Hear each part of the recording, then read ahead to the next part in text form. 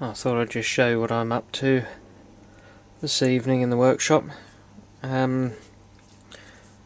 This is the original motor that has come out of this rather sick Philips N2400.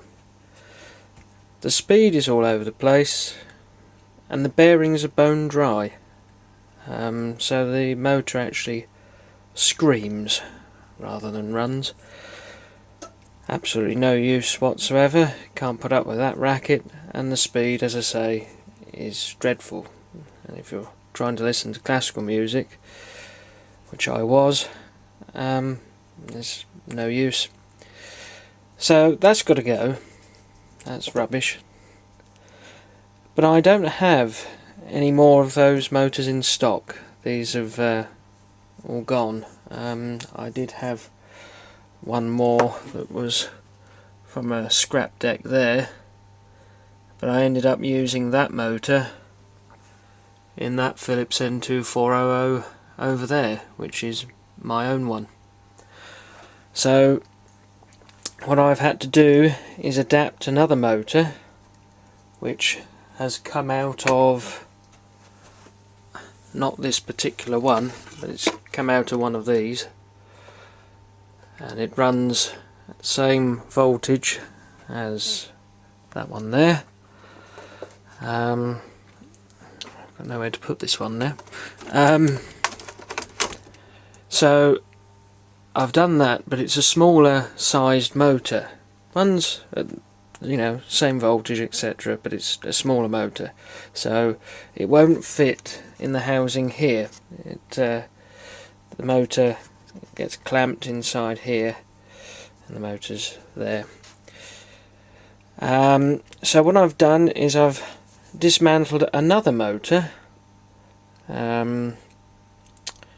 which was a 13.2 DC motor, 13.2 volts, which isn't right for this at all, and it wasn't a particularly good motor. So what I've done is I've stuck the motor from one of those inside here. It's actually glued in place with super glue, and around it I've actually managed to cut some cotton bud stems to pack out the motor on the inside of this casing, so it's held there extremely tight. And I've filled up the rest of the void with some some of this foam actually, which will help insulate the inside of the can, so you won't get so much motor noise, and everything is insulated electronically as well, so which is good. So that's what it looks like now. It's round about the same size as the original now, possibly slightly bigger in circumference, possibly, I don't know, but it's that's it anyway, and that will fit inside the housing now. Of course I can't get this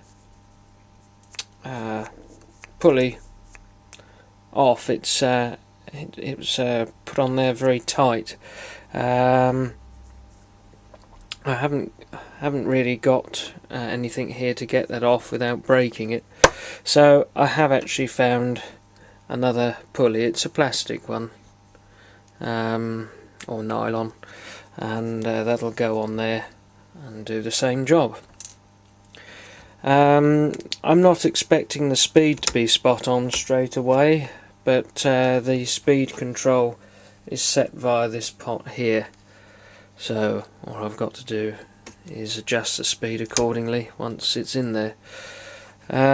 Hopefully it won't be too far out.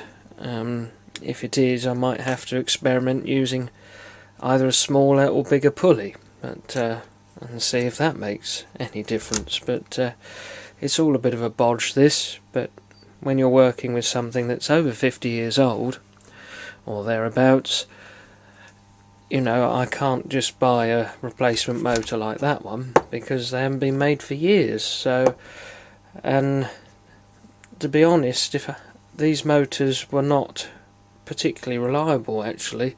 I mean, that's done well to last as long as it has. And the other problem is they're completely sealed. I mean, if I gave it a good old clout with a hammer, I would be able to get the back off. Wouldn't necessarily get it back on again properly. But anyway, so that's what I'm doing.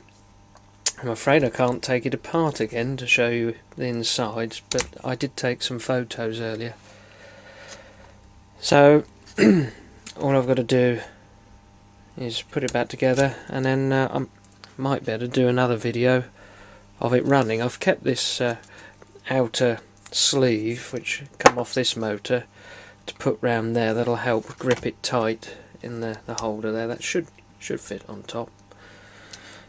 Anyway, that's enough rambling on, I think.